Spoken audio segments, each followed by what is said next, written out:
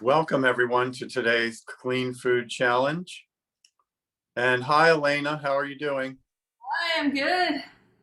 It's a beautiful day here. Beautiful morning. Yeah, we've had some heat here. It's been, yesterday it was in the mid 80s. That's kind of unusual for April. Yeah, world is changing.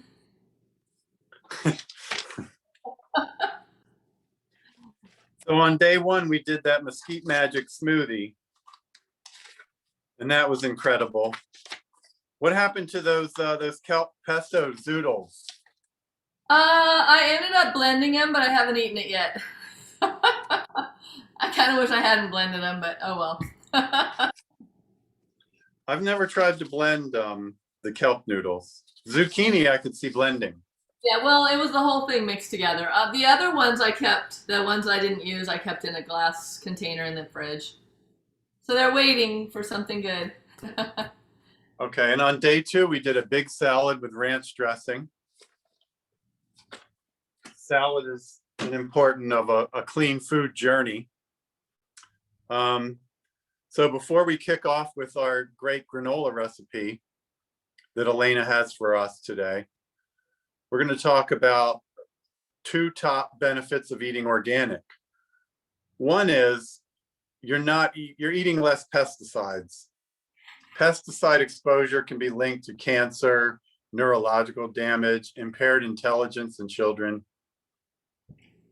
And so you could be getting some pesticides or some chemicals, but you will get much less than if you eat non-organic. Organic food, with the methods they use and composting and different things, can be more nutritious.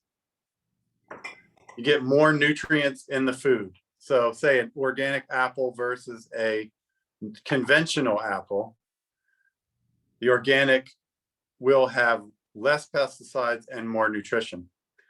So there is a foundation that analyzes conventional produce, and they have their dirty dozen, which is the dirtiest 12 fruits and vegetables.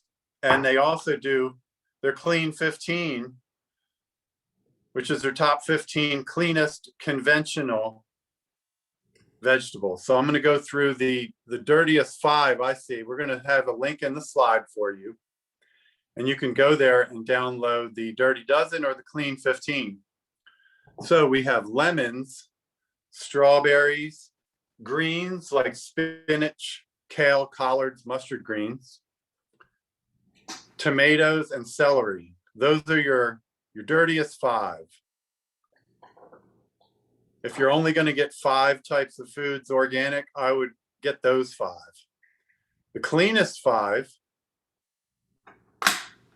would be avocados, asparagus, cabbage, mango, and broccoli. So if you're going to buy non-organic, you would want to pick those 5.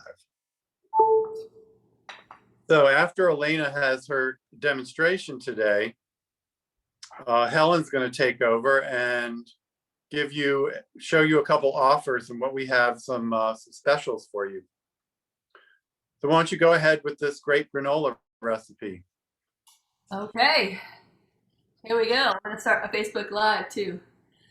Hello, everybody, and oops, hang on one second. Done.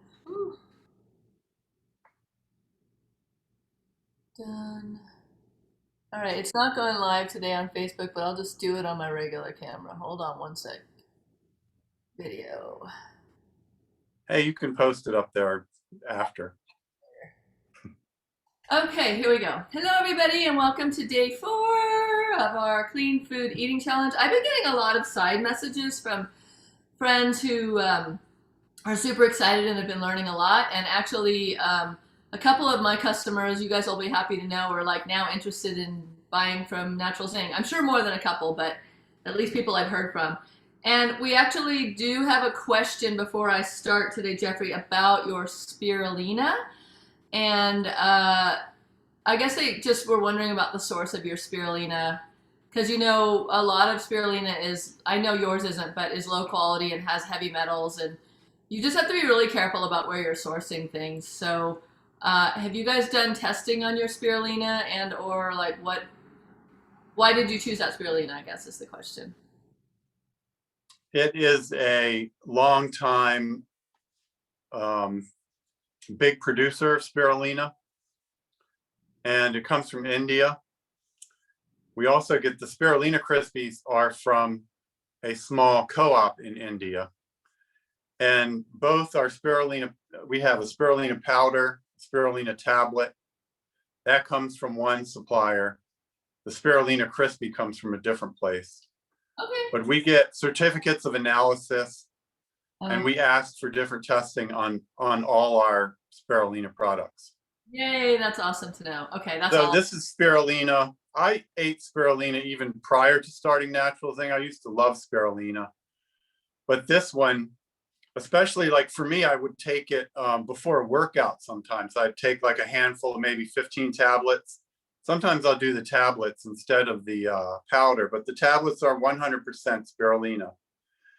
And I just get so much energy from it. Yeah. So Oh, yeah. I've been taking this spirulina now for about 20 years. Wow. And I have not seen any issues or, I only feel good when I take that spirulina. Okay. Yeah, that's good So to I know. mean, these foods that we sell, same for cacao and other foods. I mean, we've been eating these foods and we are comfortable with the suppliers. And, we've been eating these foods, a decade and a half or more in some cases. I And figured. I think we might be the first ones to experience, trouble if there was trouble. Exactly, because I know you're eating such clean foods that you would know if something was off. So yeah, that's great information. Good to know. I figured that's what I figured it was, but now everybody that's listening that's wondering can hear that. Okay, so we're gonna start with a super quick and easy granola today. And the reason I did this is I did this for my Keto Gone Green course, which we offer online 4 times a year. And now we've switched it up for May. We've switched it to a whole 30-day whole food detox course, which is for men and women to balance their hormones, lose weight. You're still going to eat whole foods, but you're also going to be like getting included in how to detox for a month. Basically, an elimination diet, getting off grains, getting off a lot of the foods that might be bothering you, and kind of diving deeper and getting coaching on that for a month. So, anybody watching that's curious or interested in our 30-day program, it does start May 7th, so it's soon. Just go to purejoyplanet.com and click on Learn, and the course will be in there. So, we can put links underneath this video too. Anyway, we're going to get started with our granola. I'm going to start with almonds. Now, if you guys have been watching for the last 3 days, you'll know that I keep talking about the Natural Zing almonds and how amazing they are, and that I soak them first overnight for at least 8 hours, maybe even more. These ones I soaked overnight 8 hours, rinsed well, and then soaked another 4 hours. I just like my almonds to get rid of all the brown stuff and get all that phytate and acid off, and my mouth likes it better. It's sweet, it becomes sweet, and then you can eat them just soaked or you can dehydrate them. For this granola, I'm going to recommend dehydrating, and yes, you do need to dehydrate for 36 to 48 hours at 115. No joke, if you only do 24 hours and you're like, oh, it's good enough, your almonds will go moldy, and it's happened to so many of my students. So I just say the longer the better with almonds. And if it's at a low temperature, it's not going to damage them. Like keep it around 115. And I keep my dehydrator out in my garage so that I don't have to hear that humming or smell like the smells if I'm drying crackers. Luckily, my garage is right off my kitchen, but you could also use a laundry room or just someplace and run an air purifier and keep that door closed. So these are nice and crunchy. I'll hold it up so you can hear it. Hear that crunch? And this is 2 cups. So all we're going to do is just take a bowl and throw our 2 cups of dehydrated. Now this could be almonds, this could be pecans, this could be walnuts. Really, if you're allergic to a nut, use another nut. You could use pumpkin seeds, but always soak and dehydrate everything. They're going to be a lot crunchier, and the mouthfeel is just going to be so much better. Some people might be asking me, what if you don't have a dehydrator? You could bake on low. I would say at the lowest setting, which is around 200, I guess. And then just turn them every 10 or 15 minutes to make sure that they're not burning. Maybe do them on a cookie sheet until they're dry. And I really don't know. You'd have to Google that and look up how to soaked nuts, how to like do it in your oven. Some people have convection ovens. But anyway, I always tell my students, go out and get a cheap dehydrator, like, because we're going to be encouraging you to do a lot of nuts and seeds soaked and dehydrated. Go to the thrift store, go online, go on Facebook Marketplace, find a cheap dehydrator. You don't have to buy it new. And then that way you'll be able to do it right. Okay, so after we put the 2 cups of soaked nuts, we're going to do 2 cups. There's a lot of 2s in this recipe, so it'll be easy to remember. 2 cups of, this is dried desiccated coconut shreds. You could also use coconut chips or flakes, which are the bigger pieces. Whatever ones you want. You could even use toasted coconut in here, which I think would be super delicious, because if you're not like 100% raw, like have some toasted coconut. It's super yummy. The next ingredient we're going to put in is another 2 teaspoons of cinnamon. And then we're going to put in walnut butter. And I thought what I would do today is show you guys, and this is kind of a bonus recipe, because a lot of people ask me this, like, how do you make a nut butter, your own? Instead of buying them from the store, which they're never, unless it says activated, and they're going to charge you a lot more money, they're never soaked. They don't soak the nuts. We don't really know if they're using all the, remember I talked about on day 2, all the pieces of nuts that are broken, like cashews and almonds. You don't want to buy those. They're full of bacteria, and usually that's what they make the nut butters out of, is the ones that are the uglies. So why not just make your own nut butter from something super fresh? I did get this at a thrift store or a yard sale, I can't remember. I'm using my little tiny guy today because I wanted to show you, I do have a regular size one, but I wanted to show you how easy it is, even with like a mini food processor. And I've got my sprouted, I've got it labeled sprouted walnuts on here, so I've soaked them and dehydrated them. Walnuts don't have to dehydrate as long. I mean, 24 hours is usually long enough. I'm just going to go to the line of my, if you can see that, my blade. I don't want to cover my blade. I want it below that line so that it's not over full. This is a super easy one. All I do is just either do chop or grind. So it's going to make a little bit of noise. So here we go.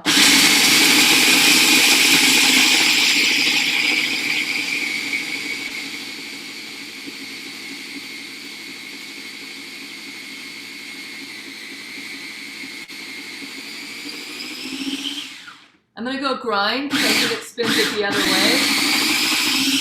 And then you might need to do this, like open it up a couple times. What I love about walnuts and pecans is they turn into butter a lot quicker than almonds do. If you are making almond butter, you might need to add a little bit of avocado oil or olive oil, or even like unrefined sesame oil to butter it up. I guess you can get food grade almond oil, but it's a little harder to find. And then I can shake it a little bit.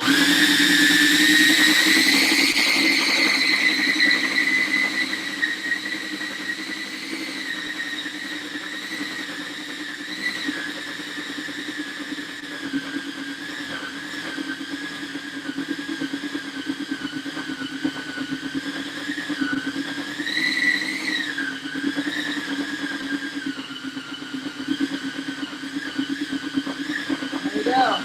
Almost done.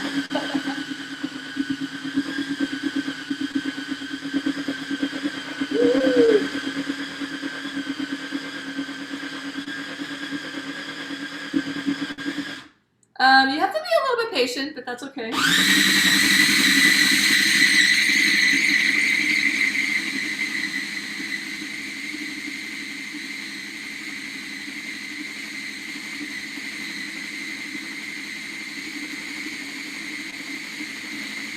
There we go. It's all buttered. You can do this with pumpkin seeds as well and use pumpkin seed oil in there.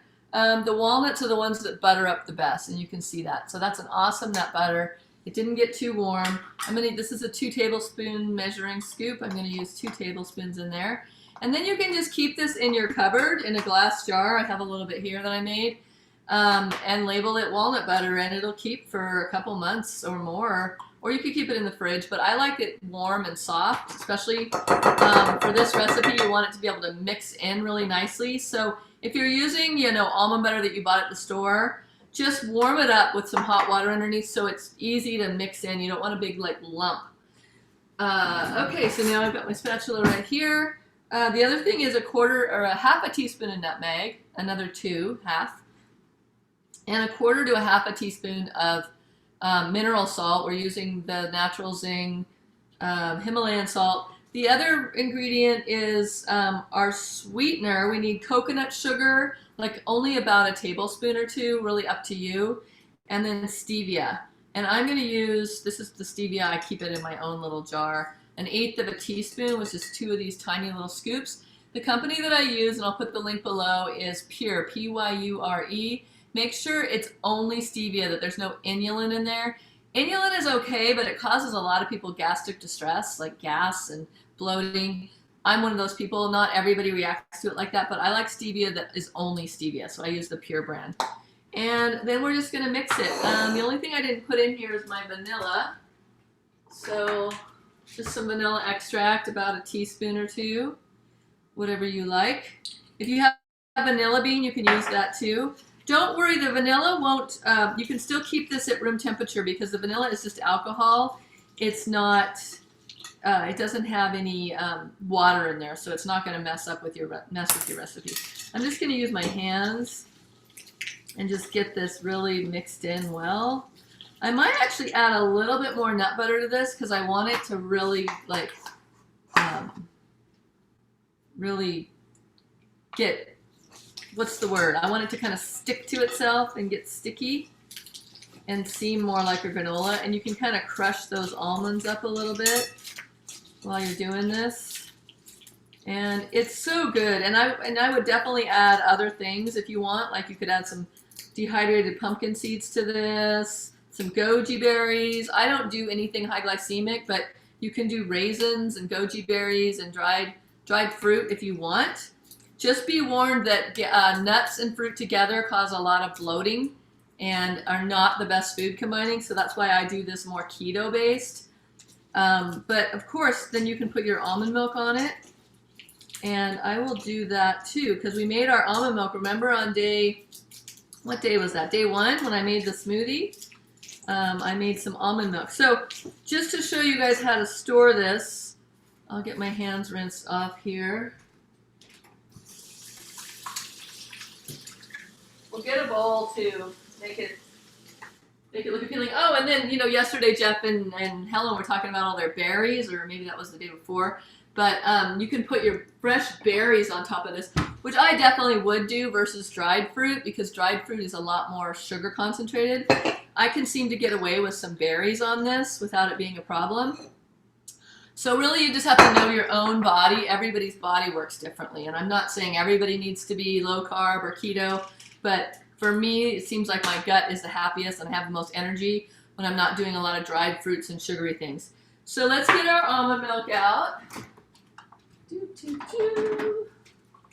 And this has been in here since Monday, and it's Thursday today, but it's still really good. It's creamy, smells awesome, and then you just pour your milk over the top and this is a great snack. It doesn't have to be breakfast, because like you guys know, I don't eat breakfast, but it can be a great snack. I eat with wooden spoons. This is another great thing to know, just a tip.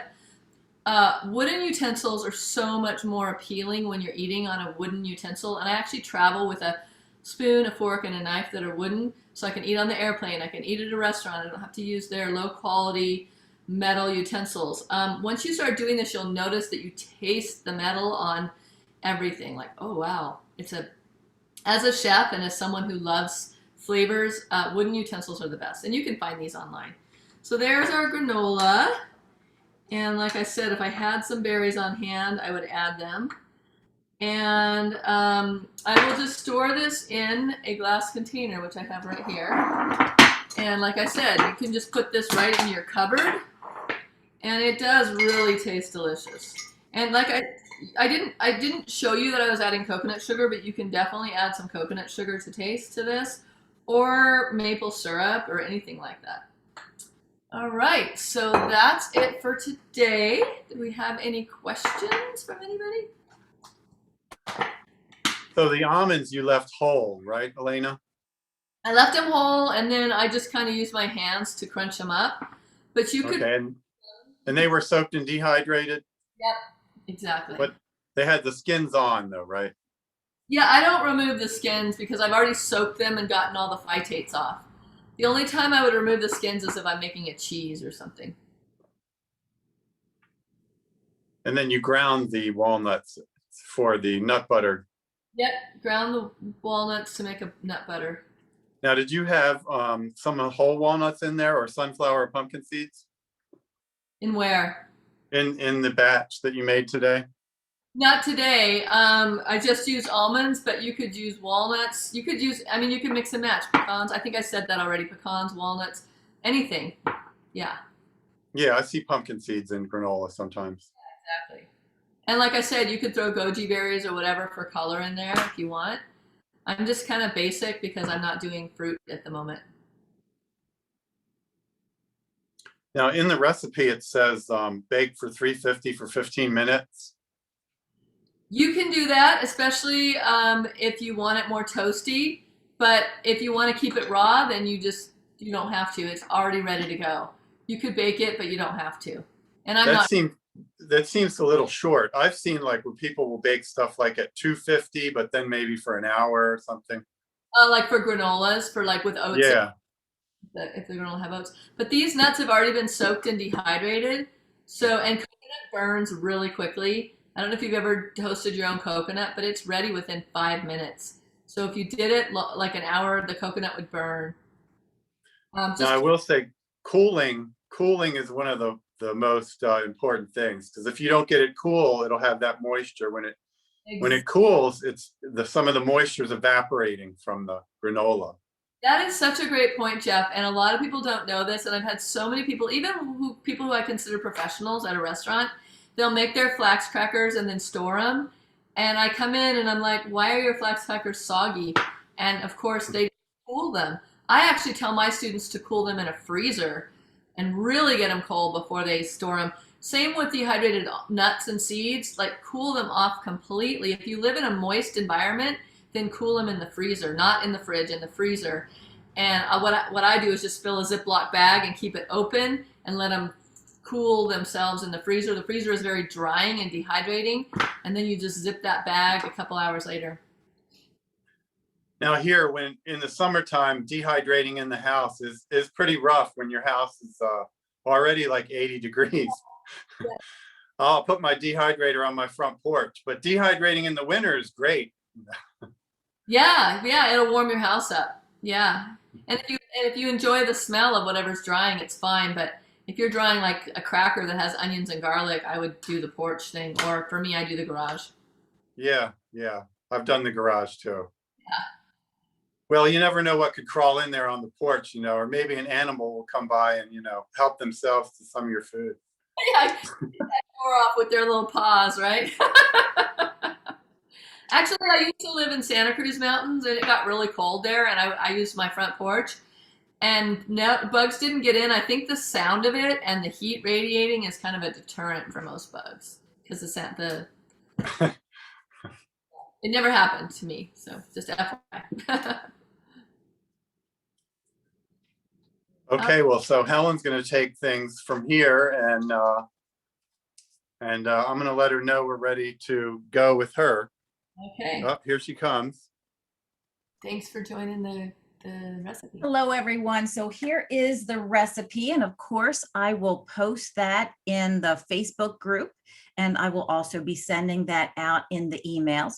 Now, one thing, if you're in the Facebook group and you have not been getting emails, I have posted a link in the Facebook group for you to sign up for the challenge, just to make sure you're getting all the recipes, the replays, and any extras we're sending you. So if you could do that, that would be great.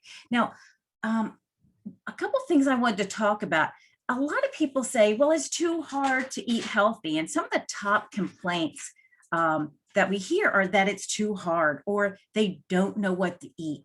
Or the third one might be, I don't have time. And as you could see in this challenge, we had our, you can make a smoothie, and you can make a smoothie very quickly in the morning.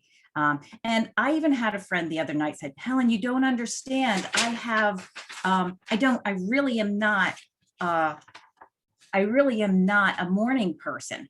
And I said, well, okay, then make your smoothie the night before, put it in a ball jar with a lid, and you can shake it up the next morning. So it's easy to do that. Also, when it comes to salads, you can make your salad ahead of time. You can make a big salad over the weekend, and you can be eating it all week, and you can just add all the different toppings that we showed you. So all these different recipes you can make ahead of time, and you can store and have it easy for you to and save time. But we thought about, I don't know what to eat. Well, you saw in these recipes that we were giving you some great ideas, but we also wanted to give you something special. We have put together a Clean Food Challenge bundle, and you will save 20%. And we don't give 20% out. This is a deep discount at Natural Zing. So we have put all of this together. So if you don't know what to eat, these are the items. We will include all the recipes from the challenge. We'll include that in the box with some extras, and you'll have the cashews that we used, sprouted almond butter, sunflower seeds, hemp protein powder, mesquite powder, maca, spirulina, the biryani olive oil, coconut oil, and some dates. And so the link is here.